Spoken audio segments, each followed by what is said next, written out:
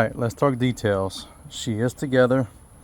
For the 2 followers that I have that like my stuff, I appreciate you, and meet me at the gas station. I'll buy you something from the gas station. Anyways, Duramax 7 horsepower. We got the China go-kart clutch, and I bought this when they first came out a few years ago, so it was a little higher on price. Forward neutral and reverse.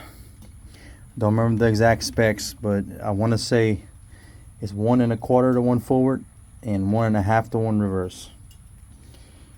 Made a jack shaft, and everybody sees this wobbling in the video. They think, oh, that's gonna vibrate and all that stuff. This is just a piece of pipe I use for a spacer. People are telling me I got bent shafts and all that stuff. Regardless of that, 3/4 to 3/4 U-joint, all pillar block bearings. That is my floor drain for when the boat's on a trailer. Got a little scupper plug I put in there. Everything's sitting on rubber vibration mounts. The entire floor of the boat is all fiberglass. There's no wood in this boat to rot. Besides, these mounts are cedar, which there are boats that over 100-year-old tugboats made of cedar. So, not concerned about rot right now. The motor's mounted on isolation mounts. The shaft is straight, but something has a little wobble in it, a little vibration. I ain't figured that out yet. The motor itself is a vibrating animal. If I disconnect all this, the motor itself is just not well balanced. So I'm gonna have a tiller steering. I'll put me a tiller right here, steer with a tiller. I have a console over this. There's a 19-foot by 76 wide, I believe, 72 on the bottom. And this is all, I just made this a couple days ago. It's all custom aluminum work.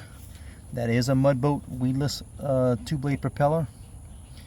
I have what's called a cutlass bearing in the bottom, made for, you know, inboard boats. 1/4-inch aluminum on everything. So the propeller, you may think it's too small. It's a 7-inch propeller on a 19-foot boat, but a 19-foot sailboat, a 3 horsepower outboard will push this thing at 6 to 7 knots. So the design of a sailboat hull doesn't require much horsepower. My plan is to make a fuel efficient slow cruiser. This is a planing type hull for a sailboat, but it rides bow high because of the extreme rake. But I just want to keep you updated where I'm at. She's almost water ready. I'm going to make a manual tiller handle. I remember back in my inboard mud boat days, there's no seal on here, but the pipe is high, so the water level is not going to come up enough. But the propeller thrust can push water up the tube and come out. I'm going to cross that bridge when I get to it. Worst case, I'm going to make a little machine a cap with an O-ring. Ain't no big deal. I got a lathe.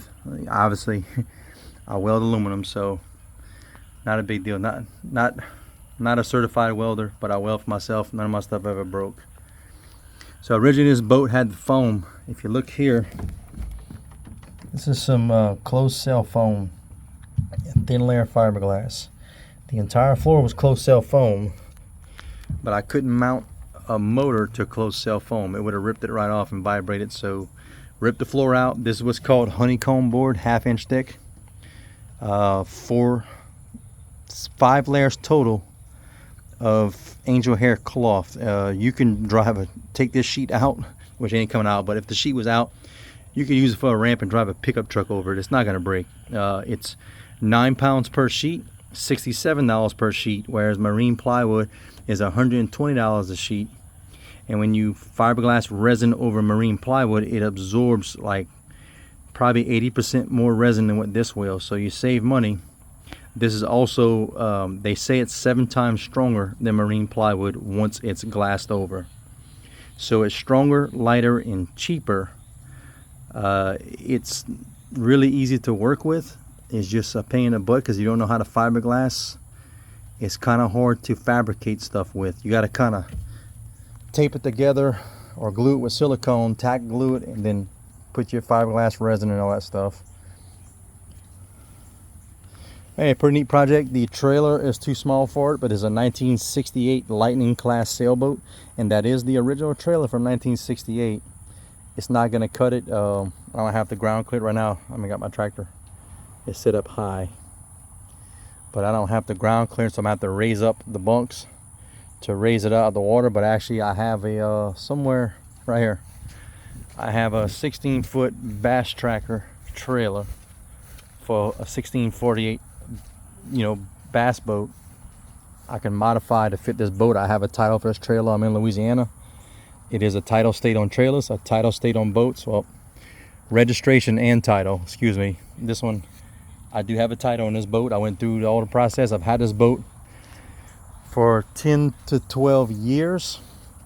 In Louisiana, you have to, if you have no information on the boat, you have to have it in proof ownership for 10 years or more, and you can get it registered, you know, in Louisiana. I jumped through a lot of hoops. The wildland fisheries tried to fight me. It was an insane battle, but I won. I provided everything the state required, and they still didn't want to give me my paperwork. So I was kind of rude. The people said, look, man, I have done everything Louisiana says I need to do. Give me my paperwork. And it was a big old thing. Eventually I got my title. So I know like Mississippi and other states don't require titles on boats, and when you transfer ownership you just need a bill of sale. But man, Louisiana is strict and they want everything. It's wild down here.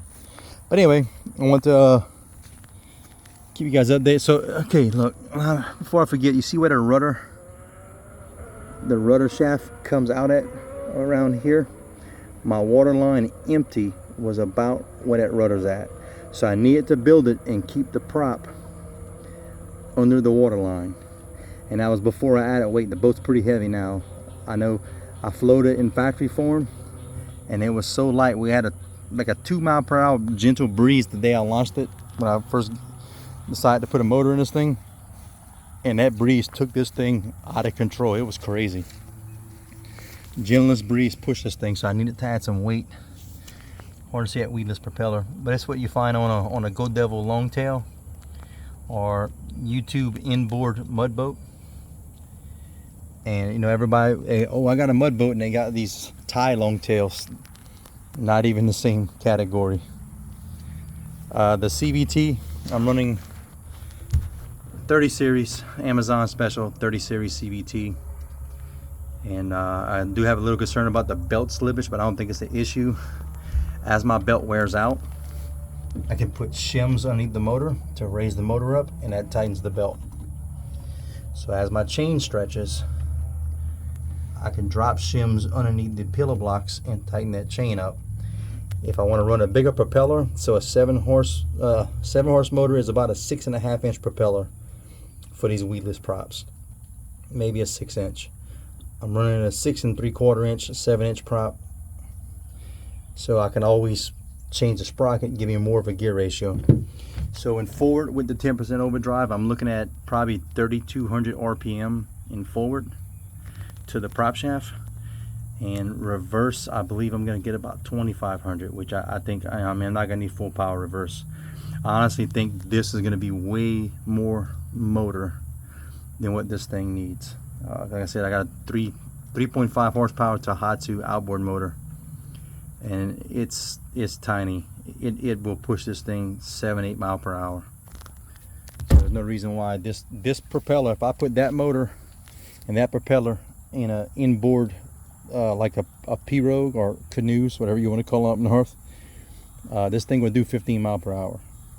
So that little 3.5 horsepower Tohatsu would probably only do 6 to 7, 8 miles per hour on the same boat. So if you're not familiar with sailboat hull designs, similar to what the Wright brothers figured out on airplane wings, the draft that it makes also pulls the boat and helps it move through the water, and that's exactly how a sail works. You know, people think you sail with the wind, you'll go faster. Well, actually you go faster sailing against the wind with a sailboat, because of the curve of the sail. It makes that draft and a negative pressure and pulls the boat. So the wind's not actually pushing you, it's pulling you. Could be wrong, but food for thought. Anyway, that's my update. And you see I got boat projects everywhere. That boat, man, I didn't want to talk about that one. There's a Mercruiser on the ground over there. 4-cylinder Mercruiser seized up.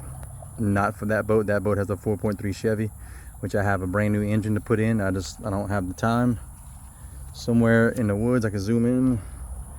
You can see there's a red boat back there and a white boat. That's a whole other sailboat back there, and that's a whole other bayliner that 4-cylinder belongs to. This is my target range for my air rifles. Let's say that. Thanks for watching. Appreciate you.